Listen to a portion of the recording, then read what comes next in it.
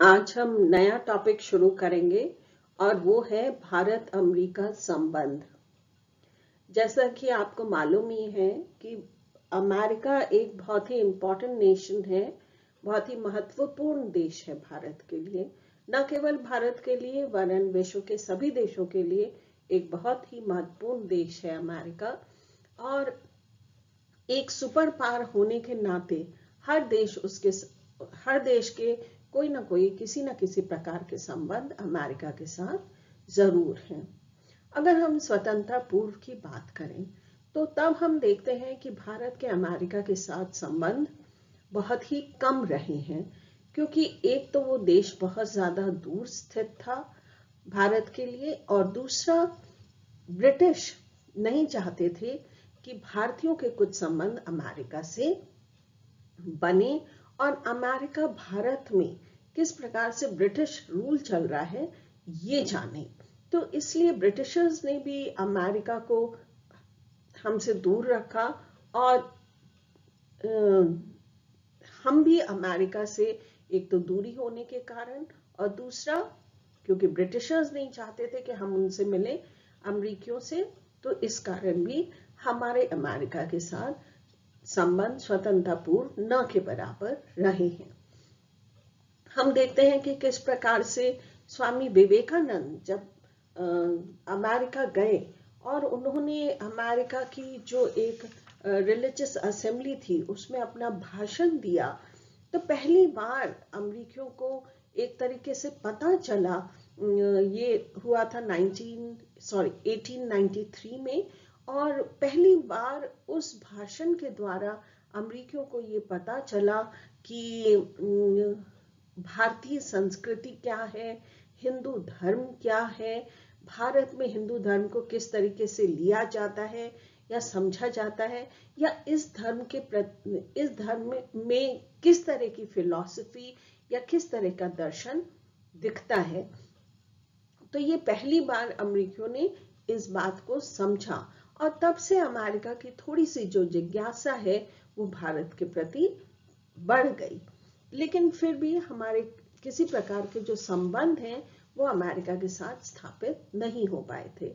लेकिन जैसे ही हम स्वतंत्र हुए 1947 में, तब हम देखते हैं कि हमारे जो अमेरिका के साथ संबंध थे उनमें विकास होना प्रारंभ हो गया।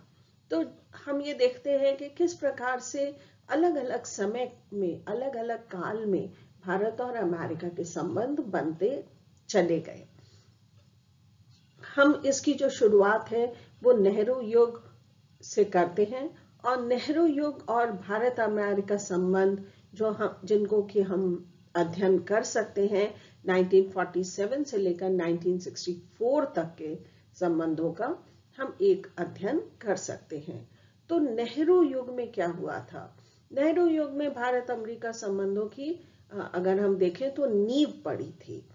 पंडित नेहरू का व्यक्तित्व और उनका जो दर्शन है वो अमेरिकी नीति निर्माताओं की समझ से परे रहा।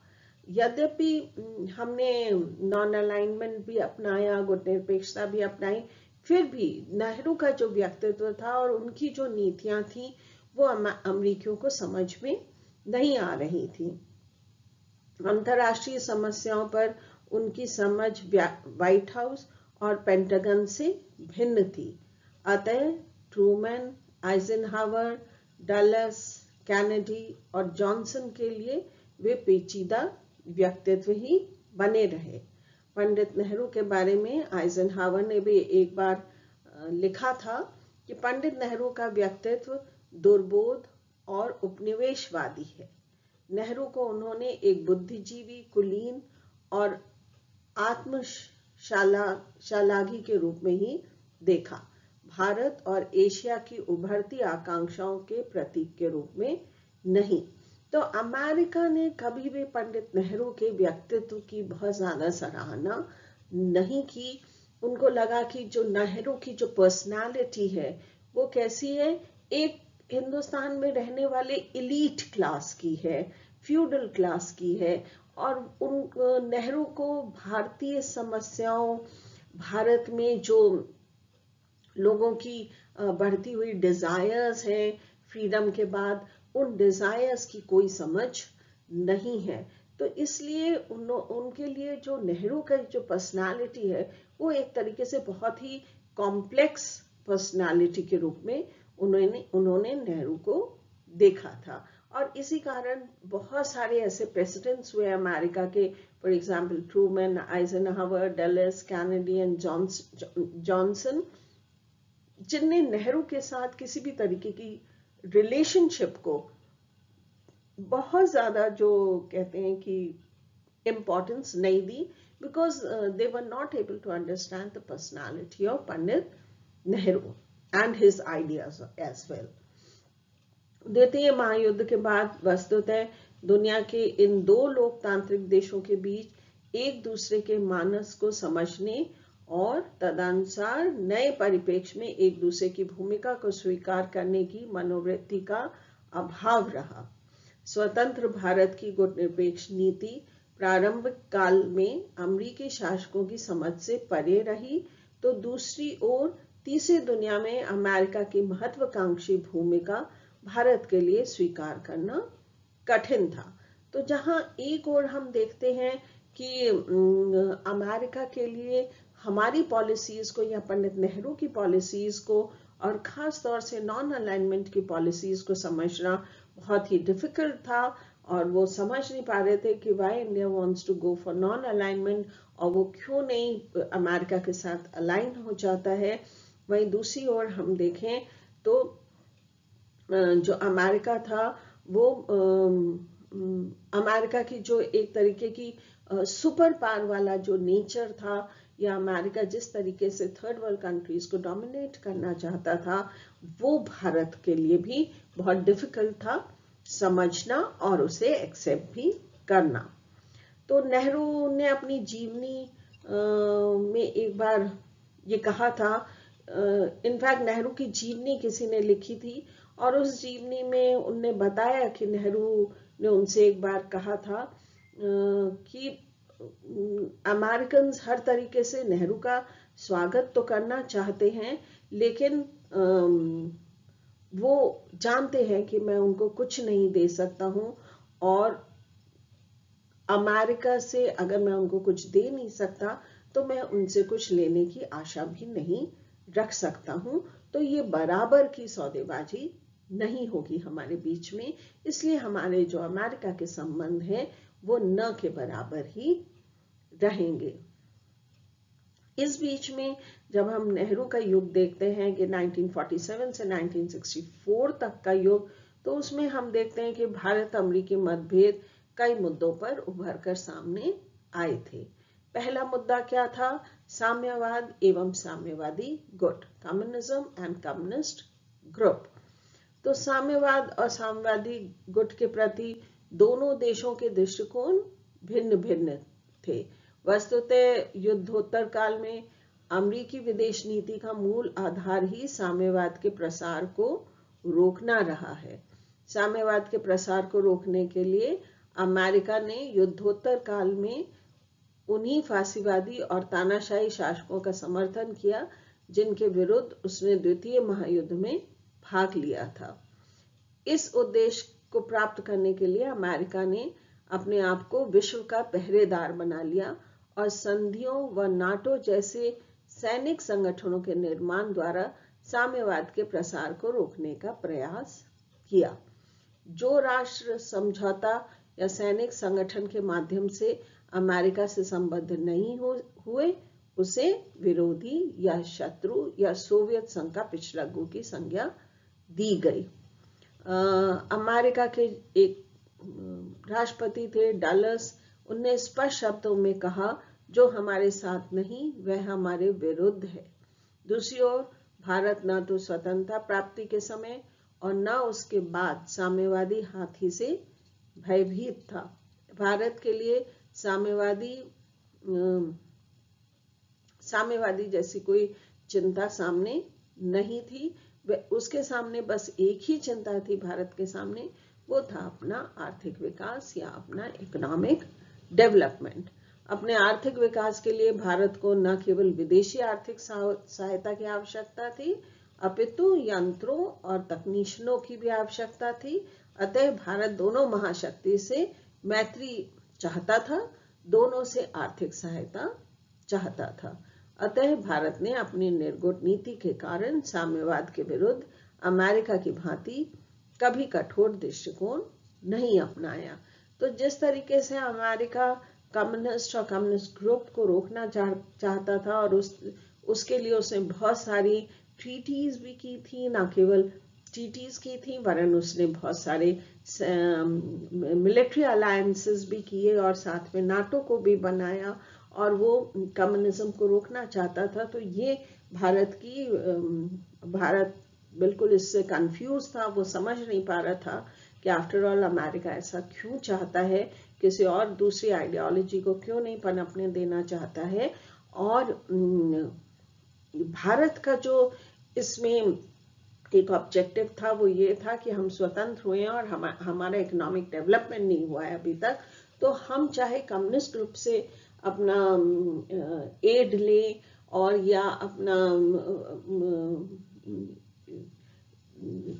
टेक्निकल असिस्टेंस लें, चाहे हम कम्युनिस्ट ग्रुप से लें चाहे हम कैपिटलिस्ट ग्रुप से लें, इससे अमेरिका को कोई फर्क नहीं पड़ना चाहिए। और जो भारत ने इसीलिए एक जो नॉन अलाइनमेंट की पॉलिसी को अडॉप्ट किया था कि हम दोनों ही ग्रुप से सहायता लेकर हम अपना इकोनॉमिक डेवलपमेंट करेंगे, वो अमेरिका को बिल्कुल एक्सेप्टेबल नहीं था। अमेरिका इस चीज को नहीं समझ पाया। दूसरा हम जो मतभेद का मुद्दा इसमें हम स्पष्ट कर सकते हैं वो है उपनिवेशवाद एवं साम्राज्यवाद। द्वितीय विश्व युद्ध के बाद भारत की विदेश नीति की एक प्रमुख विशेषता उपनिवेशवाद, साम्राज्यवाद एवं रंग भेद की कटु आलोचना करना रहा है। इसके विपरीत अमेरिका ने औपनिवेशिक शक्तियों का समर्थन बनकर तीसरी दुनिया के राष्ट्रों में अपनी छवि को धूमिल कर दिया। उसकी सारी राजनीति और हित Britain, France, Portugal, Spain, Holland जैसे पूर्व साम्राज्यवादी राष्ट्रों के साथ जुड़े हुए हैं। तो हमने देखा कि किस तरीके से जो दूसरा मुद्दा भारत और अमेरिका के बीच में है वो है इंपीरियलिज्म का मुद्दा है और साथ साथ में कॉलोनियलिज्म का मुद्दा है। और भारत कॉलोनियलिज्म और इंपीरियलिज्म के बिल्कुल विरुद्ध है, अगेंस्ट है, और वो हमेशा से उनके विरुद्ध लड़ता रहा है। दूसरी तरफ अमेरिका ने इंपीरियलिज्म और जो कॉलोनाइजेशन है दोनों को बहुत ज्यादा सपोर्ट किया। उसने उन कंट्रीज को सपोर्ट किया जो इंपीरियलिस्ट कंट्रीज थे या कॉलोनिस्ट कंट्रीज थे, और ये चीज इंडिया को ठीक नहीं लगी, और न केवल इंडिया को वरन उन सभी देशों को ठीक नहीं लगी जो कभी कॉलोनीज रहे हुए थे। तो यहाँ भी हम देखते हैं अमेरिका और जो इंडिया की आइडियोलॉजी है वो मैच नहीं करती थी। तीसरा मुद्दा हम कह सकते हैं गुटनिरपेक्षता का मुद्दा, नॉन अलाइनमेंट का इशू। ये बहुत ही इंपॉर्टेंट था क्योंकि पंडित नेहरू के नेतृत्व में भारत ने गुटनिरपेक्षता की नीति को अपनाया था। भारत ने एशिया और अफ्रीका के राष्ट्रों को संगठित करने का प्रयास किया और वह गुटनिरपेक्ष राष्ट्रों का नेतृत्व करने में सफल हो गया।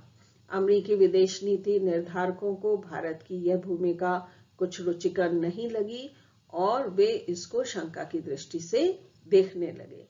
अमेरिका को भारत एक जबरदस्त प्रतिरोधी के रूप में नजर आने लगा जो अंतर्राष्ट्रीय राजनीति में अमेरिका से टक्कर लेने लगा था। तत्कालीन उपराष्ट्रपति निक्सन ने भारत को सैनिक सहायता देने के लिए इसी बुनियाद पर जोरदार सिफारिश की थी कि उससे जवाहरलाल नेहरू के भारत के सुदृढ़ तटस्थतावाद का मुकाबला हो सकेगा। तो जो नॉन अलाइनमेंट था वो भारत ने अपनाया, और न केवल भारत ने अपनाया वरन एशिया और अफ्रीका के बहुत सारे नेशंस थे जिनने इस नॉन अलाइनमेंट मूवमेंट में इंडिया को सपोर्ट किया। लेकिन ये चीज जो अमेरिकन पॉलिसी मेकर्स थे उनको पसंद नहीं आई और अमेरिका ने इसका बहुत ज्यादा जबरदस्त तरीके से इसको अपोज किया नॉन अलाइनमेंट को। और इंडिया के ने क्योंकि नॉन अलाइनमेंट अडॉप्ट किया था, तो उसके अगेंस्ट अमेरिका ने पाकिस्तान को बहुत ज़्यादा एड देना शुरू कर दिया ताकि इंडिया को काउंटर किया जा सके। चौथा जो मुद्दा हमारे बीच में अमेरिका और यूएसए के इंडिया एंड यूएसए के बीच में रहा, वो है सैनिक गुटबंदियां या मिलिट्री अलायंसेस। अमेरिका ने शीत युद्ध की राजनीति में साम्यवाद के परिरोधन हेतु द्विपक्षीय अथवा बहुपक्षीय सुरक्षा व्यवस्थाओं तथा सैनिक संधियों एवं मैत्रियों का निर्माण किया। इनमें प्रमुख थी रियो संधि, नाटो संधि, एंजिस संधि, सीटो संधि, सेंटो संधि आदि। इन सैनिक संगठनों तथा संधियों का मूल उद्देश्य सोवियत गुट को इस बार की चुनौती देना था कि हस्ताक्षरकर्ताओं में से किसी एक पर आक्रमण सब पर आक्रमण समझा जाएगा। तो पंडित नेहरू ने इस चीज का बहुत ज्यादा विरोध किया कि विश्व में इतनी ज्यादा सैनिक संधियां नहीं होनी चाहिए। जितनी ज्यादा सैनिक संधियां होंगी उतना ज्यादा वैश्विक शांति को खतरा पहुंचेगा, और भारत ने इस प्रकार की सैनिक संधियों का विरोध किया, जिसके कारण भी भारत और अमेरिका के जो रिलेशंस थे वो बहुत ज्यादा अच्छे नहीं रहे। आगे आता है 5वें नंबर पे कश्मीर का मुद्दा, इशू ऑफ कश्मीर, जिसमें हम कह सकते हैं कि दिसंबर 1947 में भारत ने कश्मीर विवाद संयुक्त राष्ट्र संघ के समाधान के लिए प्रस्तुत किया, तो अमेरिका ने भारत के विरुद्ध पाकिस्तान के पक्ष का समर्थन किया। प्रारंभ में अमेरिकी प्रतिनिधि ने संयुक्त राष्ट्र संघ में स्पष्ट रूप से यह स्वीकार किया था कि कश्मीर का भारत में विलय पूर्ण एवं विधिवत है, परंतु बाद में अमेरिका सहित पश्चिमी देशों ने सुरक्षा परिषद में भारत विरोधी प्रस्ताव करने का प्रयत्न किया। अमेरिका ने कश्मीर समस्या की तुलना जूनागढ़ से कर इसे हिंदू मुस्लिम संघर्ष कहकर और भी उलझन में डाल दिया। यह कदम अमेरिका ने अपने स्वार्थ के वशीभूत होकर उठाया, क्योंकि सोवियत संघ को घेरने के लिए पाकिस्तान में वह सैनिक अड्डे स्थापित करना चाहता था। अपने इंटरेस्ट में अमेरिका ने जो कश्मीर इशू था उसमें पाकिस्तान को बहुत ज्यादा सपोर्ट किया, क्योंकि वो पाकिस्तान में अपनी जो मिलिट्री बेसिस थे वो बेस बनाना चाहता था, ताकि वो इस एरिया में, साउथ एशिया के एरिया में सोवियत यूनियन को काउंटर कर सके। तो ये थे कुछ मुद्दे, और हम इसको आगे और कंटिन्यू करेंगे, और आगे हम भारत अमेरिका के जो संबंध है उनमें किस किस प्रकार के मुद्दे आए उनका हम अध्ययन करेंगे। धन्यवाद।